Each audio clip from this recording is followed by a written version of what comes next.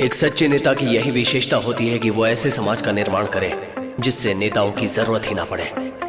आज 80 करोड़ लोगों को मुफ्त खाना मिलता है, मुफ्त राशन मिलता है, तो वो आशीर्वाद देते हैं कि नहीं देते हैं? आपको पुण्य मिलता है कि नहीं मिलता है?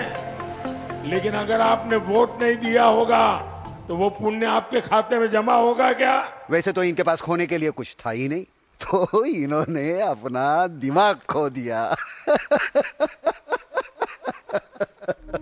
मुफ्त में राशन देना पुण्य का काम है और मुफ्त राशन लेके मोदी जी को वोट देना महापुण्य का काम है। तो दिल खोल कर मोदी को वोट दीजिए और हर महीने मुफ्त पाइए 5 किलो मोदी जी का राशन। कहो अन्नभट्ट, क्या कीड़ा है? अमित शाह जी, हमारे राम पिछले 500 साल से टेंट में रह रहे थे। मोदी जी ने उन्हें टेंट से मंदिर में जगह दी, लेकिन अब डर ये है कि कहीं कांग्रेस आ गई तो वो हमारे राम को फिर से टेंट में ना भेज दें। वो रामलला को फिर से टेंट में भेजना चाहते हैं। राम राम के बिना कोई काम होता है क्या? लेकिन कांग्रेस का बस चले, राम का नाम लेने वालों पर ये लोगों को गिरफ्तार कर ले। कांग्रेस पूरे देश से ही राम को हटाना चाहती है। कांग्रेस अब अगर सत्ता में आई तो राम मंदिर पर ताला लगाने की फिराक में है। जो राम को लाए हैं हम उनको लाएंगे। बस मोदी जी को वोट डालो, राम सुरक्षित हो जाएंगे। Wrong number. क्या है? Wrong number. अमित शाह जी, आप 2024 का चुनाव जीते खातिर जौन स्ट्रैटेजी का प्रयोग कर रहा है उल्लू हो चुका है। क्या क्या कहना क्या चाह रहे हैं भाई आप? हम समझाता हूं। हम सब हिंदुओं का रक्षक मोदी जी है ना? हाँ है। तो अगर ई देश का हिंदू यहाँ खतरे में पड़ जाता है तो आप क्या करेगा? सरकार बनते ही सब हिंदुओं की रक्षा करेगा या उनका बोलेगा कि 2024 में मोदी जी का तो और इलेक्शन बाकी है, वहां आई के हमका ई बात पर तिबारा वोट डाली आओ, फिर हम रामलला का रक्षा करेगा? क्या मतलब हुआ? इसके पहले भी राष्ट्र हिंदू ही था और हिंदू खतरे में नहीं था, लेकिन अब खतरे में हो गया हिंदू जब से ये सरकार आई। अगर मोदी सच में हिंदुओं का रक्षक होता तो वो 2014 से ही हिंदुओं को बचाता, उनकी रक्षा करता। वो सब छोड़ के अब रामलला के नाम पर वोट काहे मांग रहा है कि नहीं? हम प्रूव कर सकता हूं, मोदी सटिया गया है। अच्छा, एक नई बात चली है, पता नहीं आपने सुना नहीं सुना। उन्हीं चमचों के साथ इंटरव्यू में एक चमची पूछती है, आप वाकई थकते क्यों नहीं है? नरेंद्र मोदी जी का जवाब आता है, पहले जब तक माँ जिंदा थी मुझे लगता था कि शायद बायोलॉजिकली मुझे जन्म दिया गया है। मैं पागल हूं। परमात्मा की ही कोई इच्छा है। शायद ईश्वर ने ही मुझे किसी काम के लिए भेजा है, किसी पर्पज के लिए भेजा है, और ईश्वर ही मुझसे सब कुछ करवाता है। मैं बायोलॉजिकल हुई नहीं, मतलब इनकी माँ ने, जिसको आज तक ये लाइनों में लगाते हैं, उन्होंने पैदा ही नहीं किया। ये भगवान के अवतार हैं, उतर कर आए हैं ऊपर से भाई साहब, और ये लोगों का भला कर रहे हैं। मतलब ये वो भगवान का अवतार है, ये भगवान का अवतार है, ये वो वाला जो एक रेपिस्ट के लिए वोट मांगता है। मतलब एक रेपिस्ट प्रज्वल रेवन्ना के लिए वोट मांगता है। ऐसे भगवान के अवतार के लिए शायद ईश्वर ने ही मुझे किसी काम के लिए भेजा है, और ईश्वर ही मुझसे सब कुछ करवाता है। मुझे परमात्मा ने ऊपर से भेजा है, मिशन के लिए भेजा है। अब अगर भैया सड़क पे आपको ये कोई कह दे तो आप उसे क्या कहोगे? लवणे न भोजन। उसे कहोगे भैया माफ करो, काम अपना करो, हमें अपना काम करने दो। और उनके चमचे क्या कहते हैं? वाह वाह वाह वाह वाह, क्या बात बोली। परमात्मा ने भेजा है, प्रधानमंत्री को परमात्मा ने भेजा। भैया कैसा भेजा है? कोविड के समय कहता है थाली बजा दो,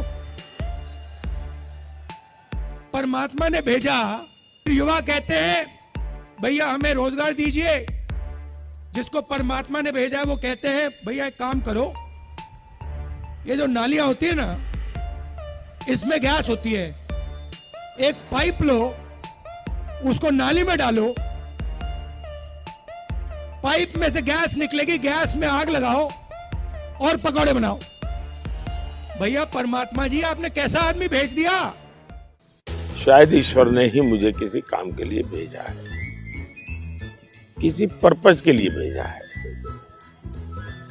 और ईश्वर ही मुझसे सब कुछ करवाता है। लालटेन लेकर के मुजरा करने वाली जो जमात है, उनको वहां जाके मुजरा करना है तो भी करें। ईश्वर ही मुझसे सब कुछ करवाता है।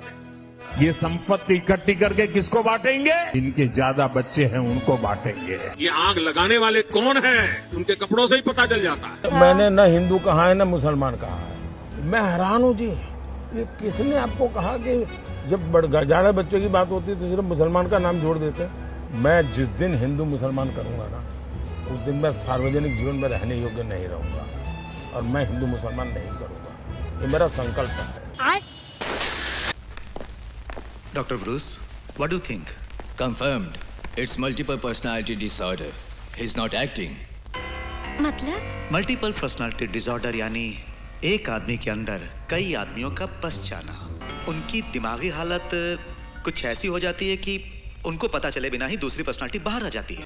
हमारे देश में कभी भी भ्रष्टाचार में पकड़े गए लोग या किसी को आरोप भी लगा तो लोग 100 कदम दूर रहते थे। आजकल तो भ्रष्ट लोगों को कंधे पर बिठा करके नाचने की फैशन हो गई। ये सब कैसे डॉक्टर? एक आदमी कम्प्लीटली दूसरे आदमी की तरह बदल सकता है? Why not? आप मोदी जी को सही से देखिए, दिन भर हिंदू मुस्लिम करेंगे, सुबह पूछने पर मैंने ऐसी बात नहीं की बोलेंगे। मैंने न हिंदू कहा है न मुसलमान कहा है। मैं हैरान हूँ जी, ये किसने आपको कहा कि नरेंद्र मोदी जी, जो ये आपको फीलिंग आती है, क्या ये सुबह आती है, शाम को आती है या 24 घंटे आती है? अलग अलग बीमारियां होती हैं, कोई शाम को आती है, कोई सुबह लगती है। इनका पूरा इकोसिस्टम चिल्लाता है कि मोदी हिंदू मुसलमान कर रहा है, मैं हिंदू मुसलमान नहीं कर रहा। इस प्रकार की छोटी छोटी मन की भावनाओं का एक्सट्रीम होके बाहर आना ही मल्टीपल पर्सनालिटी डिसऑर्डर है। किसी और के साथ इससे पहले ऐसा हुआ है? जॉर्जिया में ईव नाम की लड़की में 3 पर्सनालिटीज रही थी।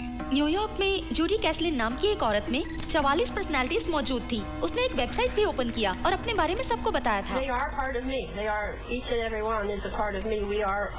ये पर्सनालिटीज जब उसमें दाखिल होते हैं तो कब तक रहते हैं?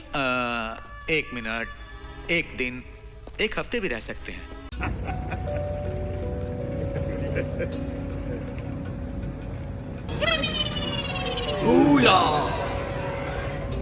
लेकिन बदल बदल के आएंगे, कब आएंगे कब जाएंगे कुछ नहीं बोल सकते। भगवान बुद्ध के साथ मेरा एक और संबंध भी है। क्रिश्चियन कम्युनिटी के साथ तो मेरा संबंध कोई नया नहीं है, बहुत पुराना बड़ा आत्मीय नाता रहा है। पंजाब के साथ मेरा विशेष नाता रहा है। साथियों, बोहरा समाज के साथ मेरा भी रिश्ता बहुत पुराना है। अरे यदुवंश के साथ तो हमारा रिश्ता है, हमारा नाता है। बलिया से मेरा एक भावुक रिश्ता। इस बीमारी का इलाज हो सकता है डॉक्टर? बिल्कुल, मगर 1 साल लग सकते हैं, 2 साल लग सकते हैं, कुछ पक्का नहीं बोल सकते हम। आपके घर की पानी की टोंटी भी खोल के ले जाएंगे। ये पूछ रहा हूँ कि क्या प्रधानमंत्री को ये बोलना चाहिए कि ये तुम्हारी टूटी चोरी करके। चलिए अब थोड़ा आगे बढ़ते हैं। आपने खुद जो गारंटीज दी हैं। सैम जल्दी आ, गोटी तू भी आ, जल्दी आओ। वो देख, गोटी तो तेरा नाम है। नाम क्या तेल लेने, उधर देख। मेरे प्यारे परिवारजनों, मेरे ब्यूरोक्रेसी के लोग, क्या मेरे लाखों हाथ पैर, हमने दुनिया के सामने इंटरनेशनल सोलर अलायंस बनाया। क्या बोले मैं समझा? इसकी टोपी उसके साथ है। 2 लाख 2 करोड़ 2 करोड़ लखपति दीदी का लक्ष्य लेकर के दूसरा कहा था भारत श्रेष्ठता की तरफ बल दे। तीसरा कहा था विमेन लेड डेवलपमेंट की मैंने बात कही थी। मैं कब हो गया ये 4 जून को जब वोट की गिनती होगी, उस समय देश में एक पिक्चर रिलीज होगी। उसका नाम होगा एक थी भारतीय जनता पार्टी।